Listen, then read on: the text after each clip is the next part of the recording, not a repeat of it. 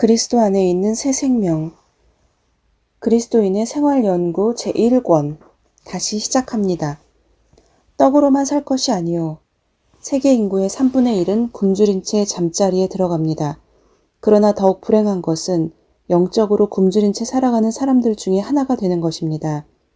수십 세기 이전에 쓰인 성경 말씀은 지금도 여전히 변함없는 진리입니다. 사람이 떡으로만 살 것이 아니요 하나님의 입으로 나오는 모든 말씀으로 살 것이라. 마태복음 4장 4절.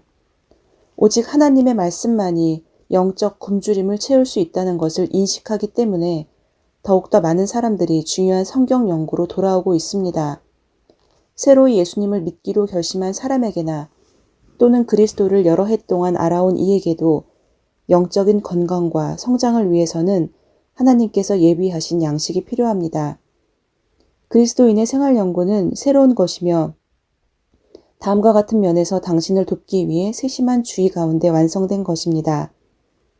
하나님의 말씀을 개인적으로 연구하기 위한 계획을 세우는 일, 성숙한 그리스도인의 생활을 위하여 중요한 내용을 배우며 실천하는 일, 스스로 계획을 세워 성경 연구를 계속해 나가는 일.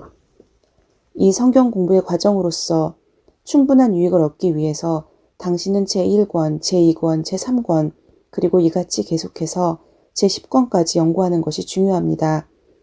이 성경 연구 시리즈는 당신이 성경 공부를 계속해 나가도록 순서적으로 된 것이므로 도중에 한 권이라도 빠뜨려서는 안 됩니다. 당신이 이 성경 공부를 시작하는 데는 성경 한 권만으로도 충분합니다. 각 질문에는 성경 말씀의 장절들을 기록해 놓았습니다. 그 성경 말씀을 깊이 생각한 후에 당신 자신의 말대로 대답을 쓰십시오. 매일매일 공부하는 것이 제일 좋습니다.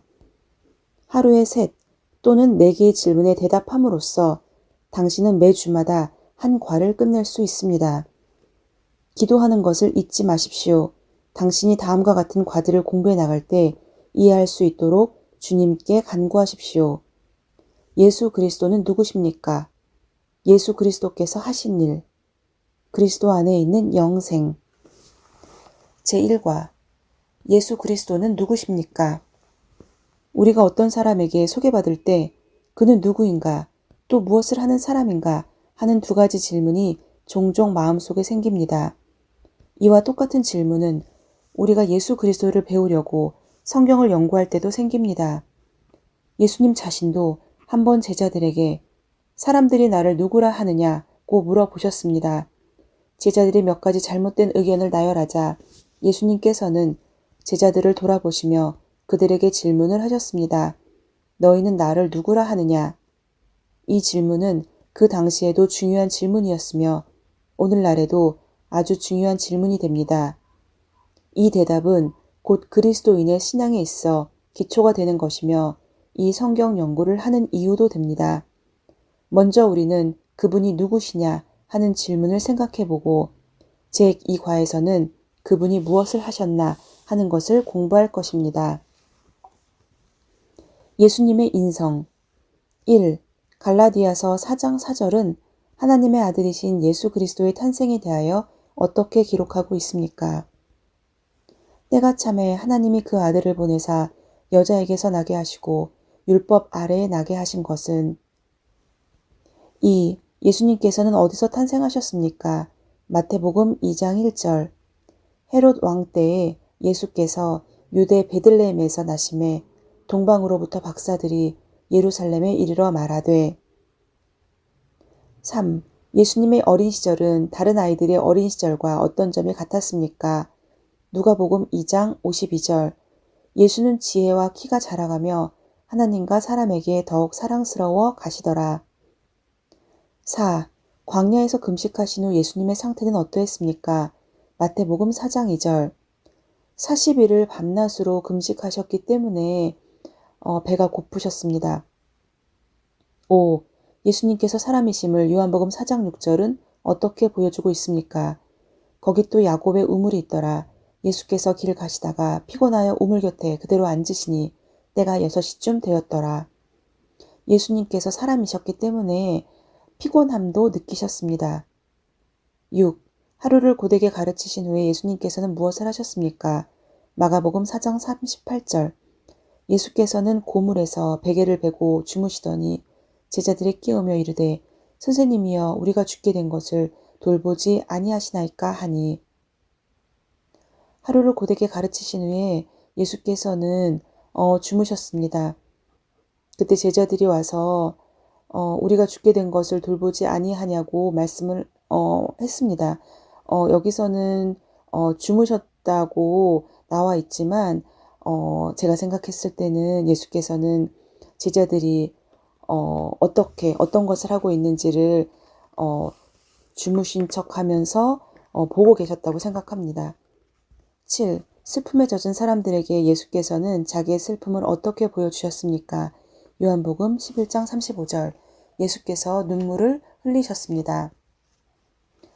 예수 그리스도께는 이 세상에 사셨습니다. 신성한 그 발자취는 결코 지워지지 않을 것입니다.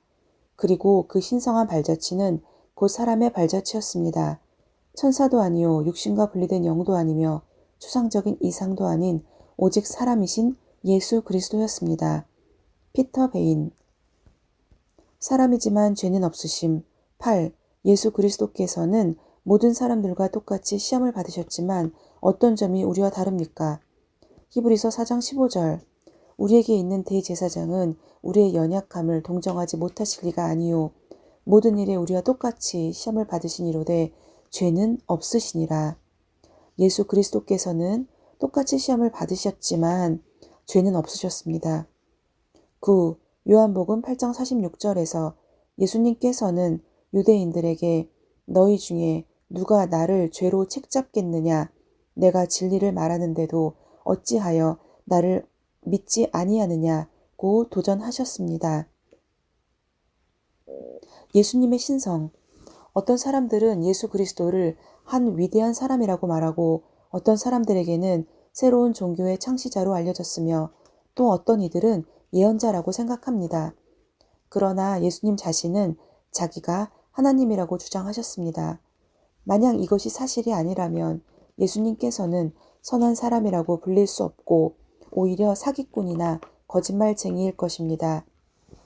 이사야 선지자는 예수 그리스도의 탄생 750년 전에 이미 예언하여 기록하기를 그 이름은 기묘자라, 모사라, 전능하신 하나님이라, 영존하시는 아버지라, 평강의 왕이라 할 것임이라. 이사야 9장 6절 고 했습니다. 10. 히브리서 1장 8절에서 하나님 아버지께서 자기의 아들 예수 그리스도에 대하여 말씀하실 때 예수님을 어떻게 부르셨습니까? 아들에 관하여는 하나님이여 주의 보좌는 영영하며 주의 나라의 규는 공평한 규이니이다 라고 하셨습니다. 11. 요한복음 5장 23절에서 그리스도께서는 자신이 아버지와 똑같은 공경을 받으실 분이라고 우리에게 가르쳐 주십니다. 12. 제자들이 바다에서 바람을 순종케 하신 예수님의 능력을 본 후 마태복음 14장 22절로 33절입니다. 그들은 무엇을 했습니까? 배에 있는 사람들이 예수께 절하며 이르되 진실로 하나님의 아들이로소이다 하더라. 비로소 하나님의 아들이시라는 것을 믿었습니다. 13. 도마는 예수님께서 어떤 분이시라고 고백했습니까? 요한복음 20장 28절 나의 주님이시요 나의 하나님이시니이다. 만일 소크라테스가 방에 들어온다면 우리는 모두 일어나 경의를 표할 것이지만 만약 예수 그리스도께서 방 안에 들어오신다면 우리는 꿇어 엎드려 예수님께 경배할 것입니다. 골로새서 1장 15절로 20절과 히브리서 1장에서 예수 그리스도의 신성에 대하여 더 공부하십시오. 말씀을 읽고 마치도록 하겠습니다. 그는 보이지 않는 하나님의 형상이시오 모든 피조물보다 먼저 나신 이시니 만물이 그에게서 창조되되 하늘과 땅에서 보이는 것들과 보이지 않는 것들과 혹은 왕권들이나 주권들이나 통치자들이나 권세들이나 만물이 다 그로 말미암고 그를 위하여 창조되었고 또한 그가 만물보다 먼저 계시고 만물이 그 안에 함께 섰느니라. 그는 몸인 교회의 머리시라. 그가 근본이시요 죽은 자들 가운데서 먼저 나신 이시니 이는 친히 만물의 으뜸이 되려 하심이요. 아멘. 오늘은 가장 처음 부분 예수 그리스도는 누구십니까? 라는 부분에 대해서 말씀을 나누었습니다. 샬롬.